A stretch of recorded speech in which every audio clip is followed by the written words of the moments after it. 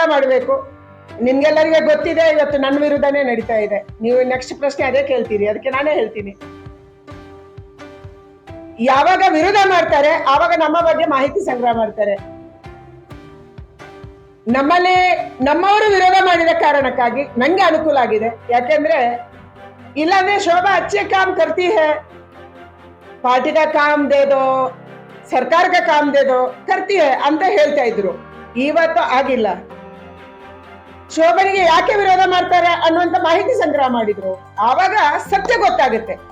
ನಮ್ಮ ವ್ಯಕ್ತಿತ್ವ ಏನು, ನಾವೇನು ನಮ್ಮ ಕ್ಷೇತ್ರದಲ್ಲಿ ಮಾಡಿದೀವಿ, ನಾವೇನು ಮಾಡಿಲ್ಲ, ಏನನ್ನ ಮಾಡಬಾರ್ದು, ಇದೆಲ್ಲ ಕೂಡ ಮಾಹಿತಿ ಸಂಗ್ರಹ ಆಗ್ಬೇಕಾದ್ರೆ ಇಂಥ ವಿರೋಧಗಳು ಬಂದಾಗ ಸಹಜವಾಗಿ ಚುನಾವಣೆ ಟೈಮಲ್ಲಿ ಸೂಕ್ಷ್ಮ ಟೈಮ್ ಇರುತ್ತೆ, ಸಂಗ್ರಹ ಮಾಡ್ತಾರೆ.